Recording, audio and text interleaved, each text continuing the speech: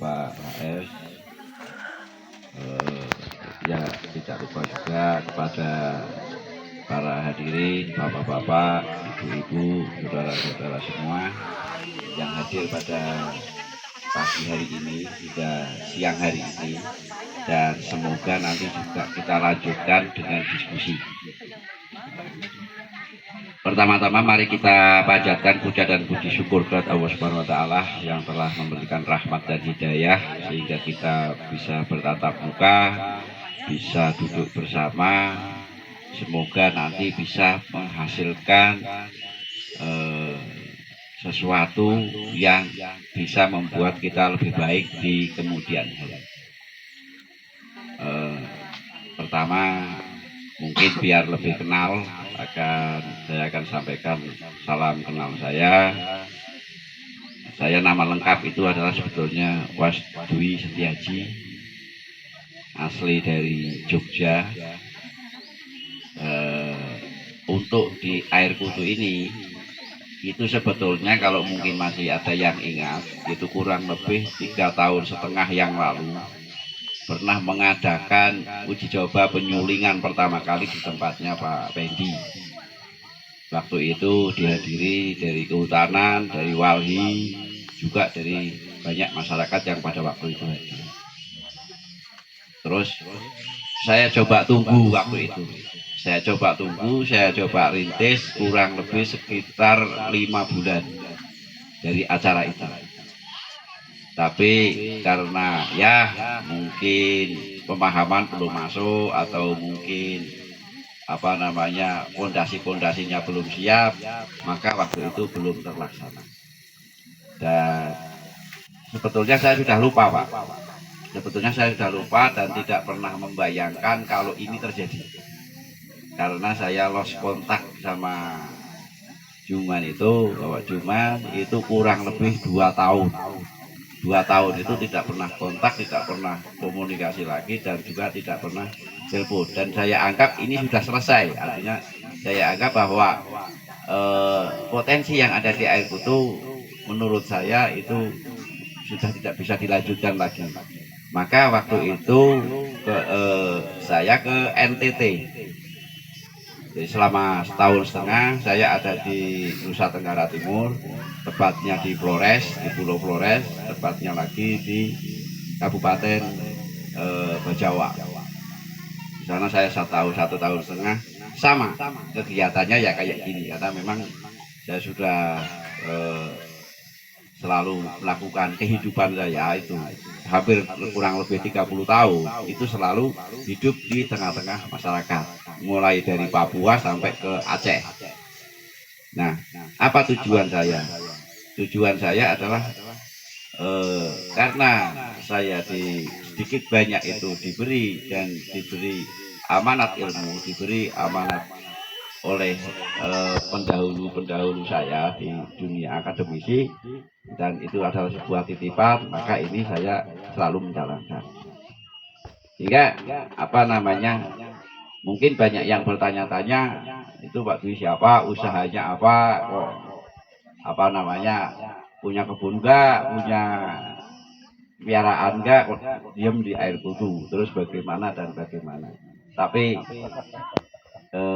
untuk saya pribadi tidak pernah berpikir yang namanya hasil saat ini, karena hasil itu akan mengikuti apa yang kita kerjakan. Semakin besar yang kita kerjakan, insya Allah hasilnya juga akan besar. Nah, maka dari itu tepat tanggal 2 Desember, tanggal 3 Desember, Bapak Juman telepon saya, WA malam itu, terus menceritakan bahwa sulingannya sudah berdiri dan sudah menghasilkan, tapi pemasarannya ya masih gitu-gitu saja, mutar-muter juga, istilahnya kurang maksimal. Walaupun memang sudah ada hasil, tapi kurang maksimal dilihat daripada peluangnya. Terus pertanyaan yang kedua, seberapa besar sulingan yang sekarang berdiri? Itu kapasitasnya kurang lebih sekitar untuk 500 kilo daun. Sudah, kalau memang sudah punya itu, tidak lama-lama besok jam 3 saya berangkat telepon malam, pagi saya langsung berangkat, dan sampai hari ini saya belum kemana-mana. Dari tanggal 5 Desember sampai di Air Putu, sampai hari ini saya belum kemana-mana, hanya diam di Air Putu. Nah, saya memang minta tolong ke Pak HS untuk kita diam dulu. Artinya kita susun semua perencanaannya sampai matang betul, sampai bisa dipahami betul, baru kita melangkah keluar. Dan alhamdulillah beberapa di rekan di sini ada Kang Nistiono, ada Kang Masimis, ada Mas Brais, ada Pak HS, ada Yuman. Itu kurang lebih itu orang 6 tiap hari ketemu, mungkin orang juga bingung. Ini orang 6 itu ngerjakan apa? Gedebak, tahu-tahu berdiri persemaian, berdiri rumah pupuk, berdiri dan sebagainya, tapi tidak pernah bersuara. Tujuannya adalah karena saya paham masyarakat itu pada umumnya itu pasti minta bukti, minta wujud. Makanya lebih baik kita membuat bukti dulu walaupun itu kecil. Kalau soal membesarkan itu mudah, tapi kita buktikan dulu walaupun kecil. Maka terbentuklah persemaian seperti ini. Terbentuklah rumah kompos di kandang Pak Masimin. Itu cukup untuk kapasitas kurang lebih 8 ton per bulan. Dari ruangan itu sudah bisa menghasilkan 8 ton per bulan. Nah, ditambah lagi dengan legalisasi. Jadi saya ingin membuka sedikit tentang masalah koperasi. Jadi yang namanya koperasi itu ada prasyarat. Untuk bisa mendirikan koperasi ini ada syaratnya, tidak tiba-tiba ini muncul. Nah, pada waktu itu awal bicara itu dengan 19 orang. Awal syarat mendirikan koperasi adalah 15 orang. Artinya secara syarat sudah terpenuhi 19 orang. Untuk persyaratan administrasinya. Nah, setelah berdiri badan hukum, para istilahnya yang mensyarat di 19 orang ini sebutannya adalah sebagai calon anggota. Karena apa? Untuk menjadi anggota di koperasi itu ada syaratnya juga. Yang pertama mungkin sudah paham semua, koperasi itu ada iuran pokok, iuran wajib, dan iuran sukarela. Nah, yang paling utama itu adalah iuran pokok. Nah, dari 19 yang terdaftar sebagai anggota, calon anggota koperasi untuk memenuhi syarat administrasi untuk pembentukan koperasi secara badan hukum, itu yang sudah